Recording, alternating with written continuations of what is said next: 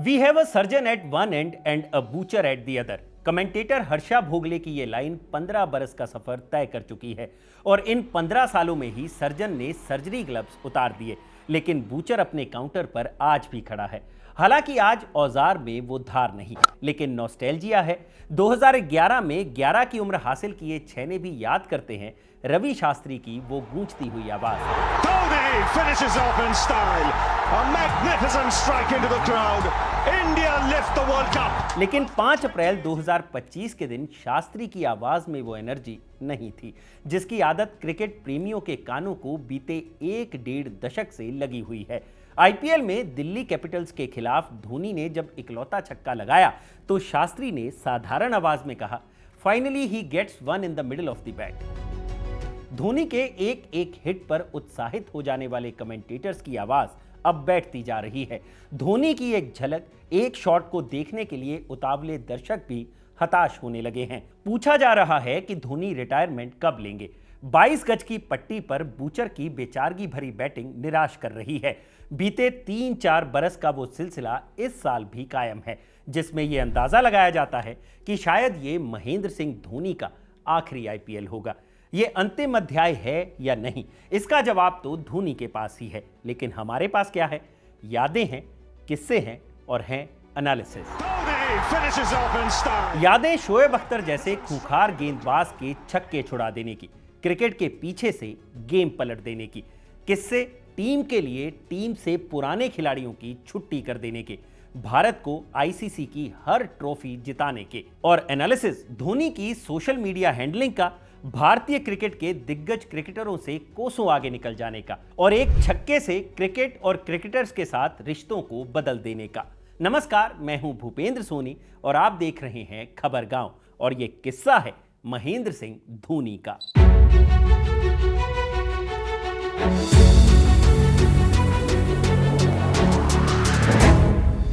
ये साल 2010 की बात है। साउथ अफ्रीका की टीम भारत के दौरे पर थी। 3 ओडीआई मुकाबले खेले जाने थे। पहला मैच हो चुका था जिसमें भारत को जीत मिली थी। दूसरा मैच ग्वालियर के रूप सिंह स्टेडियम में था। तारीख 24 फरवरी। यह डिसाइडिंग मैच था। भारत जीत जाता तो सीरीज भी उसके खाते में जाती। दौड़ में बने रहने के लिए साउथ अफ्रीका को किसी भी कीमत पर यह मैच जीतना था। लेकिन यह महज एक बायलैटरल सीरीज थी, कोई आईसीसी टूर्नामेंट नहीं था। लेकिन इस तारीख को तो त्वारीख का हिस्सा हुए जाना था। भारतीय टीम पहले बल्लेबाजी करने उतरी। सलामी बल्लेबाज वीरेंद्र सहवाग सस्ते में निपट गए। दूसरी ओर सचिन तेंदुलकर खड़े थे। सचिन अपने अंदाज में खेल रहे थे। उनका साथ बहुत देर तक दिनेश कार्तिक ने दिया। फिर यूसुफ पठान आए, लेकिन इस वक्त तक एक इतिहास लिखे जाने की जमीन तैयार हो चुकी थी। ओडीआई क्रिकेट के इतिहास में पहली बार कोई बल्लेबाज दोहरे शतक के मुहाने पर खड़ा था और यह कारनामा मास्टर ब्लास्टर सचिन तेंदुलकर के ही बल्ले से होने वाला था। लेकिन तभी पठान की विकेट गिरी। स्टेडियम में कुछ पल के लिए सन्नाटा छा गया, लेकिन पठान के ग्राउंड से बाहर जाने से पहले ही शोर उठा।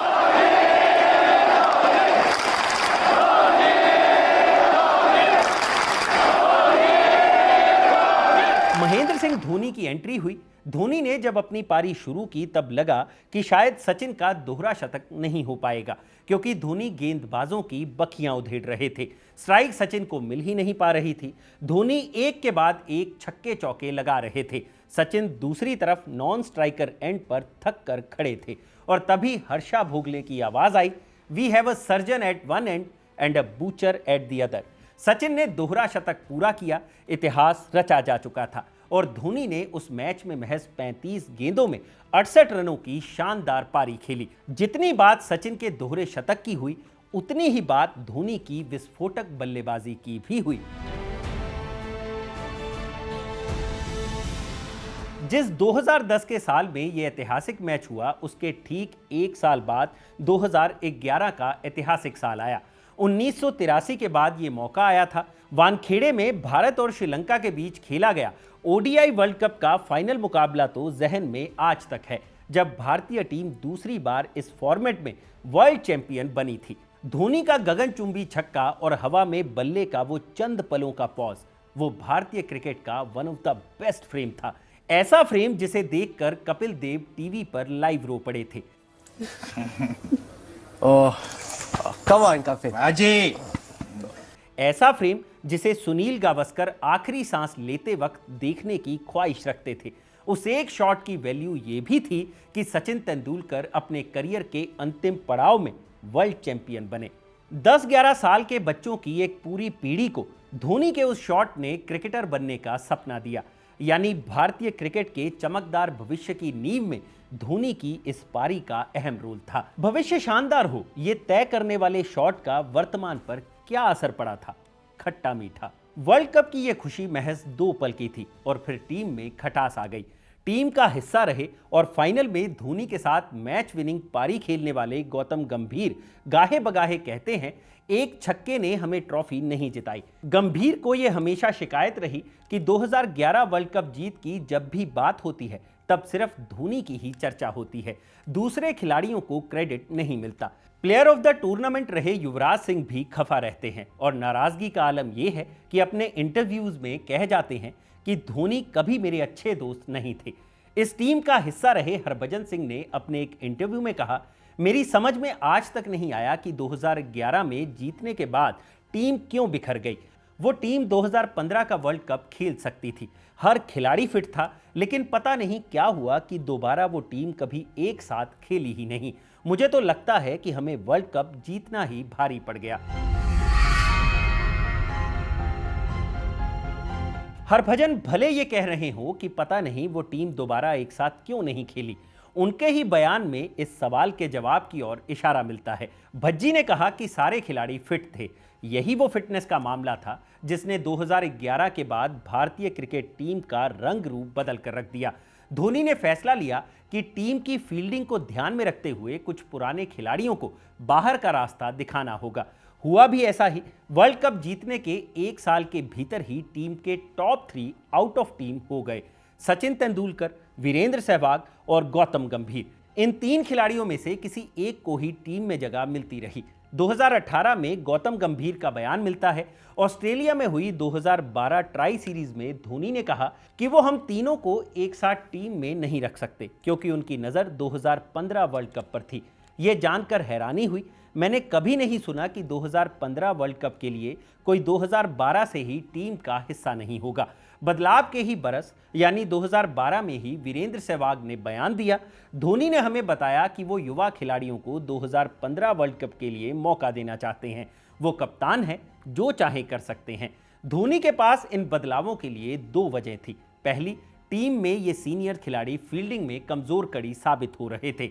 दूसरी वजह, रोहित शर्मा, शिखर धवन, विराट कोहली और सुरेश रैना जैसे खिलाड़ियों का लगातार खेलना जरूरी था ताकि वो पर्याप्त अनुभव के साथ 2015 वर्ल्ड कप में उतर सके। टीम फर्स्ट वाली इस थ्योरी का समर्थन युवराज सिंह ने एक इंटरव्यू में किया। उदास मन से ही सही, लेकिन युवराज ने कहा, 2011 वर्ल्ड कप तक धोनी ने मुझ पर पूरा भरोसा किया। मैं उनका मेन खिलाड़ी था। हालांकि जब मैं कैंसर से उबरने के बाद टीम में लौटा तो चीजें बदल चुकी थी, खेल आगे बढ़ चुका था, इसलिए मैं 2015 वर्ल्ड कप से बाहर होने के लिए किसी पर उंगली नहीं उठा सकता। धोनी बदल गए, लेकिन मैं समझ सकता हूं क्योंकि आप कप्तान के तौर पर हर चीज को सही नहीं ठहरा सकते। टीम का प्रदर्शन मायने रखता है। Team game is team game. पहली प्रायोरिटी टीम ही है, किसी खिलाड़ी का ईगो नहीं। यही बात धोनी ने 2025 में एक पॉडकास्ट में कही। वो कहते हैं, मुझे फर्क नहीं पड़ता कि मैंने शतक बनाया या नहीं, फर्क सिर्फ इस बात से पड़ता है कि टीम जीती या हारी। 2012 ही वो साल था जब अगस्त महीने में टीम के सीनियर प्लेयर वीवीएस लक्ष्मण ने अंतर्राष्ट्रीय क्रिकेट से रिटायरमेंट अनाउंस कर दी। लक्ष्मण के रिटायरमेंट पर भी विवाद हुआ, निशाने पर धोनी ही थे। कहा गया कि धोनी और सिलेक्शन कमेटी की वजह से लक्ष्मण ने रिटायरमेंट ले ली, जबकि उन्हें उसी साल न्यूजीलैंड के खिलाफ 2 टेस्ट मैचों की सीरीज के लिए टीम में जगह भी मिली थी। हालांकि लक्ष्मण ने रिटायरमेंट के कुछ ही दिनों बाद बयान दिया कि किसी को भी ब्लेम करना सही नहीं, वो अपनी मर्जी से रिटायर हुए हैं। लेकिन इन चर्चाओं को बल तब मिला जब लक्ष्मण ने भारतीय टीम के खिलाड़ियों के लिए अपने घर पर एक पार्टी रखी। इस पार्टी में सचिन तेंदुलकर, वीरेंद्र सहवाग, गौतम गंभीर और जहीर खान जैसे सीनियर प्लेयर्स इनवाइटेड थे, लेकिन कप्तान महेंद्र सिंह धोनी को न्योता नहीं मिला था। इस बीच ही एक प्रेस कॉन्फ्रेंस में जब धोनी से पार्टी में नहीं जाने को लेकर सवाल पूछा गया, तब धोनी ने साफ साफ जवाब दिया कि वो इनवाइटेड नहीं थे। धोनी ने इसी प्रेस कॉन्फ्रेंस में एक और जवाब दिया।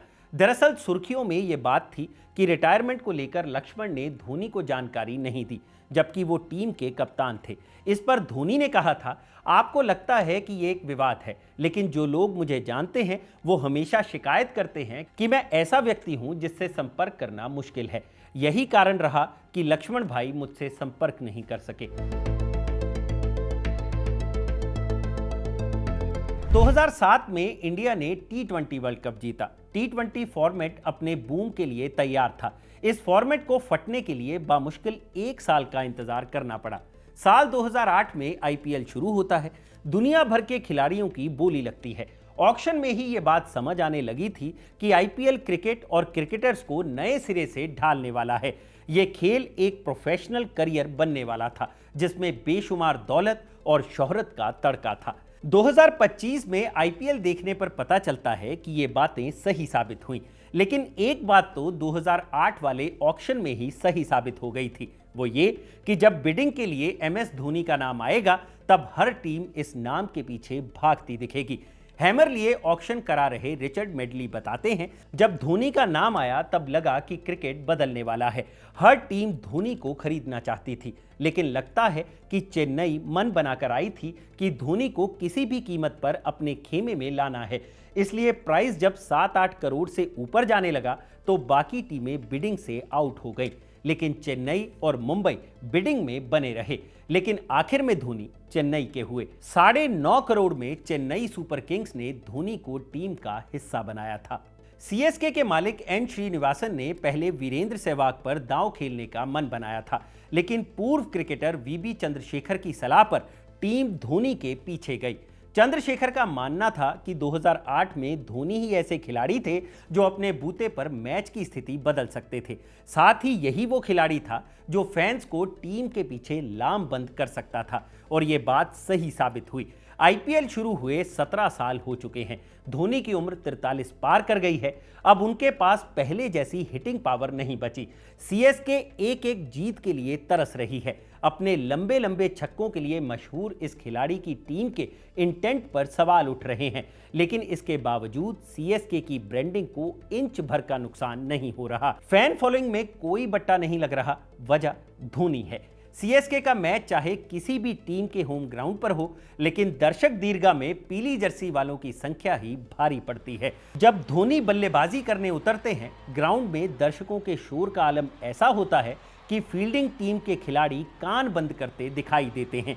लेकिन ये फैंडम दो धारी तलवार है। एक तरफ की धार विरोधियों के हौसले काटती है, तो दूसरी ओर की धार अपनी ही टीम का मनोबल गिराती है। धोनी अब अमूमन रविंद्र जडेजा के बाद बल्लेबाजी करने उतरते हैं। 2023 के बाद से ही ये देखने को मिल रहा है कि कई मुकाबलों में जडेजा के आउट होने को सेलिब्रेट किया जाता है, और खुद CSK फैंस ही सेलिब्रेट कर रहे थे, क्योंकि उन्हें मालूम था कि अब धोनी खेलने उतरेंगे। धोनी की बैटिंग देखने के लिए अपनी ही पसंदीदा टीम के विकेट को सेलिब्रेट करना कहीं से भी टीम के लिए ठीक नहीं, और ना ही उस खिलाड़ी के लिए जिसके विकेट को अपने ही फैंस सेलिब्रेट करते हैं। इसी वजह से ऐसा लगता है कि धोनी CSK से बड़े हो चुके हैं। यह भी बात है कि इन्हीं महेंद्र सिंह धोनी ने CSK को अपनी कप्तानी में 5 बार IPL की ट्रॉफी दिलाई। 12 बार इस टीम ने प्लेऑफ में जगह बनाई, जिसमें पहले ही सीजन में राजस्थान रॉयल्स के खिलाफ खेला गया फाइनल मुकाबला भी शामिल है। लेकिन धोनी के इस पूरे करियर का एक पहलू और है। 43 की उम्र में अपनी आधे से भी कम पोटेंशियल पर खेल रहे धोनी आज भी विकेट कीपिंग ग्लव्स के साथ सबको चौंका देते हैं। IPL 2025 में अपने पहले मुकाबले में ही मुंबई के खिलाफ धोनी ने एक बार फिर वही काम किया जो वो सालों से करते आ रहे हैं, सेकंड के 10वें हिस्से में गिल्लियां बिखेर देना। सूर्य कुमार यादव बल्लेबाजी कर रहे थे। नूर अहमद की घूमती गेंद को महज 0.12 सेकंड में धोनी ने पकड़कर सूर्य कुमार यादव को स्टंप कर दिया। यही कारनामा धोनी ने रॉयल चैलेंजर बेंगलुरु के खिलाफ तब किया जब फिल सॉल्ट बल्लेबाजी कर रहे थे। नूर की ही गेंद पर राणा स्टंप हो गए महज 0.16 सेकंड में। एक बार फिर धोनी ने साबित किया कि वो विकेट कीपिंग ग्लव्स के साथ आज भी बेस्ट की ही कैटेगरी में आते हैं। नंबर्स भी यही कहते हैं। अंतरराष्ट्रीय क्रिकेट में सबसे ज्यादा स्टंपिंग का रिकॉर्ड धोनी के ही नाम है। धोनी अब तक 195 स्टंपिंग्स कर चुके हैं।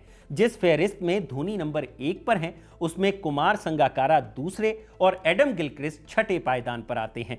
दिग्गज होने की कहानी सिर्फ नंबर्स में ही नहीं बल्कि मैच पर उसके असर से भी बयां होती है। याद कीजिए साल 2016 टी20 वर्ल्ड कप के नॉकआउट मैच को, जब बांग्लादेश के खिलाफ एक स्टंपिंग ने मैच का रुख बदल दिया था। धोनी ने सबीर रहमान को ऐसा स्टंप किया जो लगभग असंभव की कैटेगरी में आता है। इस स्टंप ने गेम का मोमेंटम बदल दिया। अंत में भारत ने यह मुकाबला 1 रन से जीत लिया। लेकिन एक सवाल और उठता है कि विकेटकीपर के तौर पर धोनी के हाथ इतने तेज कैसे हैं? कैसे वो 1 सेकंड से भी कम वक्त में गिल्लियां उड़ा देते हैं? इसकी वजह है टेक्निक। विकेटकीपर्स को ट्रेनिंग के दौरान ही एक सीख मिलती है जिसमें सिखाया जाता है कि पहले बॉल कलेक्ट करें, यानी गेंद के साथ ही हाथ पीछे की ओर ले जाएं। इसके बाद हाथ स्टंप की ओर लाएं, यानी आगे की ओर। धोनी की विकेट कीपिंग में इस प्रोसेस का पहला हिस्सा शामिल नहीं है, यानी कि वो गेंद कलेक्ट करते हैं फिर हाथों को पीछे की ओर नहीं ले जाते, बल्कि जहां हाथ और बॉल का कनेक्शन होता है वहीं से हाथ विकेट की ओर मूव करता है, जिससे बाकी विकेट कीपर्स के मुकाबले हमेशा इस खिलाड़ी को स्टंपिंग के लिए कम समय लगता है। लेकिन ऐसी स्टंपिंग के लिए रिफ्लेक्सेस तेज होना बहुत जरूरी है और यही चीज धोनी को सबसे अलग बनाती है। महेंद्र सिंह धोनी अपने क्रिकेटिंग करियर के अंतिम पड़ाव पर है। बल्ले से रन नहीं निकल रहे और ऐसे वक्त में भी नंबर 7 की जर्सी का हाइप पुराने दिनों के ही स्टंपिंग्स के वीडियोस शेयर करके बनाया जा रहा है। लेकिन ये कौन लोग हैं जो हर दौर में धोनी की हाइप बनाने पर उतारू रहते हैं? क्या ये धोनी के फैंस हैं? लेकिन ये कहानी आज की नहीं है। आज के दौर में जब ये खिलाड़ी अपने बेस्ट फॉर्म में नहीं है, तब भी सोशल मीडिया पर हर तीसरी रील, हर तीसरा पोस्ट धोनी के बारे में ही दिखता है। अगर आपका एल्गोरिदम क्रिकेट फ्रेंडली है तब। रिकी पॉन्टिंग को स्टंप करके हैरान कर देना हो, या शोएब अख्तर को छक्के चौकों से डील करना, या फिर आईपीएल में आरसीबी और एमआई के खिलाफ आखिरी गेंद पर बाउंड्री जड़कर मैच जीत लेना, स्क्रॉल होते रील्स में यह खिलाड़ी छाया रहता है। धोनी एक इंटरव्यू देते हैं तो इंटरव्यूज के चंक कटने लगते हैं। न्यूज चैनलों से लेकर सोशल मीडिया पेज तक इंटरव्यू के हिस्से काट कर चलाए जाते हैं, क्योंकि सोशल मीडिया के ग्राउंड पर धोनी के नाम भर से व्यूज की कमाई होती है। बात इंटरव्यूज की हो रही है तो धोनी का एक बयान याद आता है। हाल ही में उन्होंने अपने एक इंटरव्यू में कहा था, मैं कभी भी सोशल मीडिया का बड़ा प्रशंसक नहीं रहा। मेरे पास बहुत से मैनेजर रहे हैं और वे सभी मुझे प्रेरित करते रहे। मैंने 2004 में खेलना शुरू किया, बाद में ट्विटर लोकप्रिय हुआ, जिसके बाद इंस्टाग्राम आया। सभी मैनेजर्स ने मुझसे कहा तुम्हें कुछ पीआर करना चाहिए। मेरा यही जवाब था कि अगर तुम अच्छा क्रिकेट खेलते हो तो तुम्हें पीआर की जरूरत नहीं है। लेकिन उनके साथी क्रिकेटर रहे गौतम गंभीर की राय कुछ अलग है। गंभीर मानते हैं यह दुर्भाग्यपूर्ण है कि जब हम 2007 और 2011 के वर्ल्ड कप के बारे में बात करते हैं तो हम युवराज सिंह का नाम नहीं लेते। क्यों नहीं लेते? यह केवल और केवल मार्केटिंग और पीआर है और एक व्यक्ति को सबसे बड़ा और बाकी सभी को उससे छोटा दिखाने जैसा है। किसी को कमतर नहीं आंका जाता। यह सब पीआर और मार्केटिंग है। एक प्लेयर ने वर्ल्ड कप नहीं जिताया बल्कि पूरी टीम थी। महेंद्र सिंह धोनी खुद सोशल मीडिया से दूर हैं। उनके ट्विटर और इंस्टाग्राम पर उनके अकाउंट्स हैं, लेकिन एक्टिविटी ना के बराबर है। इसके बावजूद खेतों में ट्रैक्टर चलाने से लेकर गांव जाने तक के वीडियोस आते रहते हैं। इंडिया कोई मैच हार जाए, विकेट कीपर कोई गलती कर जाए, गेंदबाजी खराब होने लगे, टीम का फिनिशर अपनी भूमिका ना निभा पाए। एक था जो विकेट के पीछे से मैच बदल देता था, एक था जो जोगिंदर शर्मा और मुनाफ पटेल जैसे गेंदबाजों से बॉलिंग करा के ट्रॉफी जीत जाता था। रोहित दे दनादन रन बनाए तो कहा जाने लगता है कि धोनी ने सालों तक रोहित को बैक किया, रोहित को ओपनर बनाया। अभी हाल ही में जब भारत ने टी20 वर्ल्ड कप और चैंपियंस ट्रॉफी जीती तो ऐसी ही बातें कही जाने लगी। ये धोनी का सोशल मीडिया गेम है जहां वो एक कल्ट बन चुके हैं और इस कल्ट के सामने बड़े से बड़ा क्रिकेटर छोटा साबित कर दिया जाता है। एमएसडी क्रिकेट की दुनिया में एक डिसरप्टर जैसा दिखते हैं। जिस दौर में धोनी ने डेब्यू किया तब सचिन द्रविड़ जैसे खिलाड़ी खेल रहे थे। खिलाड़ी चाहे कितने भी रन बना दे, अगर उनकी टेक्निक ठीक ना हो तो हेय दृष्टि से देखा जाता था। कवर ड्राइव, स्ट्रेट ड्राइव खेलते हुए सिर का बैलेंस कैसा है, पैर किस तरह पिच पर चलते हैं, बैक फुट और फ्रंट फुट का गेम कितना सॉलिड है। हवाई शॉट से ज्यादा अलोंग द ग्राउंड खेलने पर ज्यादा जोर था। लेकिन तभी धोनी जैसा खिलाड़ी आता है जिसकी मानसिकता ये थी कि आपको रन बनाना चाहिए, शॉट चाहे जैसा भी हो। ये बात खुद कपिल देव कहते हैं, खड़े खड़े बल्ला घुमाना मानो कोई हथौड़ा चला रहा हो। इन शॉट्स में सचिन के शॉट्स जैसी खूबसूरती नहीं है, लेकिन रन थे, नतीजा था। विकेट कीपिंग टेक्निक की बात हम वीडियो में पहले ही कर चुके हैं। वहां भी ये खिलाड़ी एक डिसरप्टर की भूमिका में ही नजर आता है। और कप्तानी का क्या, याद कीजिए 2013 का चैंपियंस ट्रॉफी फाइनल। इंडिया के खिलाफ अंतिम ओवर में अश्विन को गेंद थमा दी, जबकि ट्रेडिशनल कप्तानी के तहत उन्हें किसी तेज गेंदबाज से गेंदबाजी करानी चाहिए थी। 2011 वनडे वर्ल्ड कप का फाइनल भी याद कर लीजिए।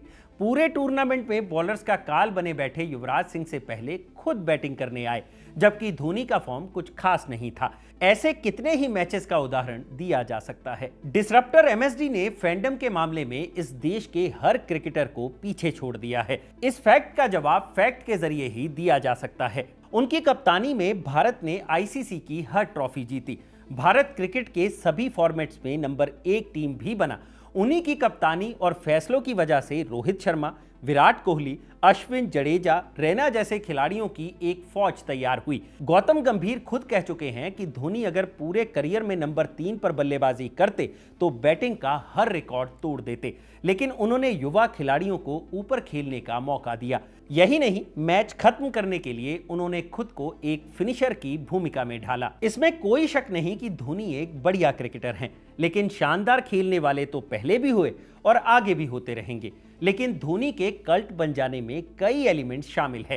रांची जैसे शहर के एक छोटे से गांव का लड़का जिसके आसपास क्रिकेटर बनने के लिए कोई पॉइंट ऑफ रेफरेंस नहीं था। अंतर्राष्ट्रीय क्रिकेट में उसके इलाके से आने वाला कोई खिलाड़ी नहीं था। वो आया, टीम में अपनी जगह बनाई, कप्तान बना, भारत को एक के बाद एक आईसीसी की सभी ट्रॉफीज जिताई। और जब ये सारे बॉक्स टिक हो जाते हैं तब एक तगड़ा पीआर गेम आता है जो ऑडियंस को बार बार याद दिलाता है कि धोनी ने क्या किया है। इस इमेज बिल्डिंग की जमीन उन तस्वीरों पर भी तैयार होती है जब सुनील गावस्कर अपनी कमीज पर धोनी से ऑटोग्राफ लेते हैं, जब कपिल देव धोनी और विराट की कप्तानी की तुलना पर कहते हैं कि बाप बाप होता है और धोनी बाप है, या फिर उनका यह कहना कि धोनी ने भारतीय क्रिकेट के लिए जो किया उसके करीब भी कोई पहुंच नहीं सकता। शायद कपिल देव की बात सच हो कि कोई उनके करीब नहीं पहुंच सकता, लेकिन धोनी क्रिकेट के मैदान में उस दौर के करीब हैं जहां हर मैच में फैंस निराश हो रहे हैं। हर मैच में यही दोहराया जाता है कि एक और मैच धोनी फिनिश नहीं कर पाए।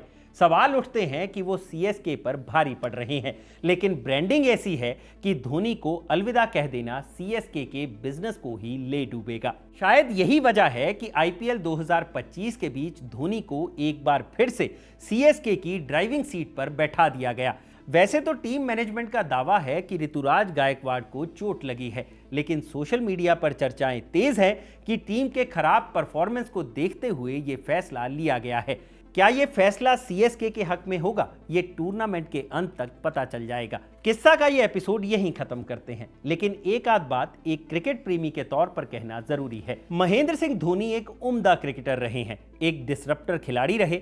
गेम को अपने ढंग से चलाने से लेकर 6 हिटिंग पावर तक अव्वल दर्जे की रही है, लेकिन age is just a number वाली कहावत अपवाद ही है। खेल के मैदान में एज एक ऐसा फैक्टर है जो खेल की चमक पर असर डालता है, और इसी असर की देन है धोनी का रंग फीका पड़ते जा रहा है, या कहें कि फीका पड़ चुका है। क्रेज अब भी सबसे ऊपर है, लेकिन क्या खेल भी सबसे ऊपर ही है? इस सवाल का जवाब हम आप दर्शकों पर छोड़ते हैं। किस्सा का एपिसोड यहीं पर खत्म होता है। आपका धोनी की फॉर्म को लेकर क्या कहना है हमें कमेंट सेक्शन में जरूर बताइए, और जानकारी से भरे ऐसे ही और वीडियोस देखने के लिए खबरगांव को देखते रहिए। यह किस्सा लिखा था मेरे साथी आकाश ने, और इसे कैमरा के पीछे रिकॉर्ड किया है सर्वेश ने। आप देख रहे हैं खबरगांव। शुक्रिया।